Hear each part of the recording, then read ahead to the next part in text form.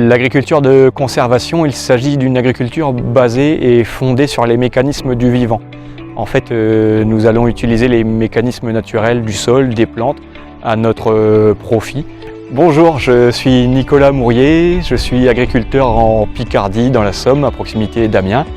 Nous sommes sur une exploitation en système céréalier, conduite en agriculture de conservation des sols.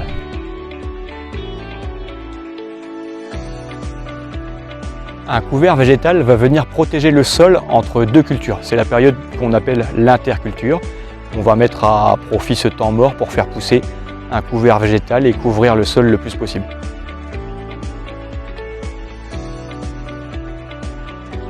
Il existe plusieurs sortes de couverts dont le choix dépendra de la date d'implantation de la culture future souhaitée.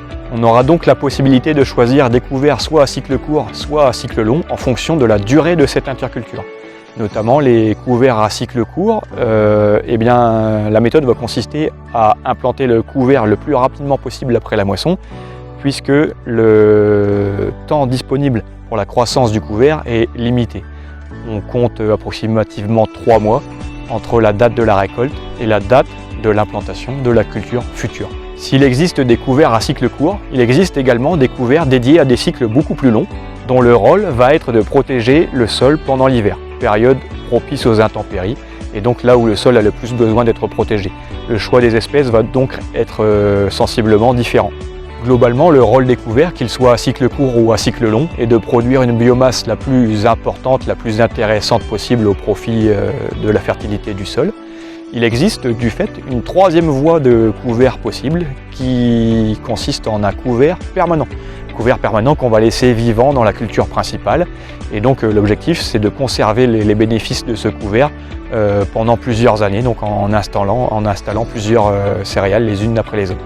La réussite d'un couvert permanent va consister en le choix d'une espèce pérenne qui va être capable de se développer pendant plusieurs années. On pourrait citer l'exemple d'une luzerne implantée sous une orge de printemps. L'orge de printemps va être récoltée, moissonnée, et subsistera la luzerne implantée en dessous qui, elle, sera maintenue plusieurs années.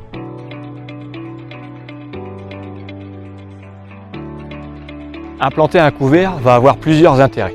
Un des premiers intérêts recherchés par l'agriculteur est l'augmentation de la matière organique, donc du stock de matière organique de son sol en faisant pousser des plantes et en les recyclant.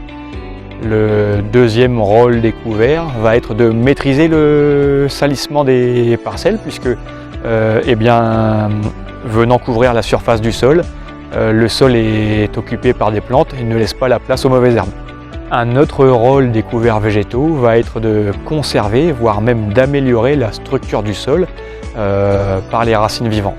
Également, les couverts faisant office de pompe vont recycler les éléments fertilisants du sol au profit de la culture suivante, voire même vont être capables pour certaines espèces de capter l'azote de l'air pour le rendre au bénéfice de la culture qui va suivre.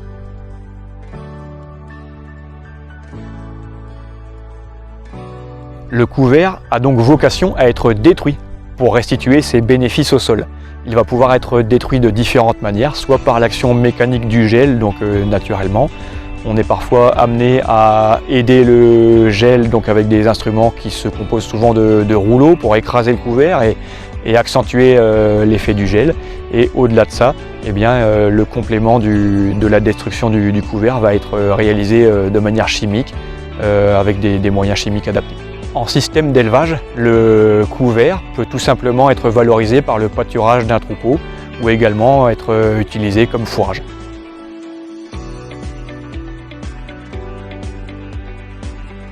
Le couvert végétal est un élément essentiel des systèmes d'agriculture de conservation des sols.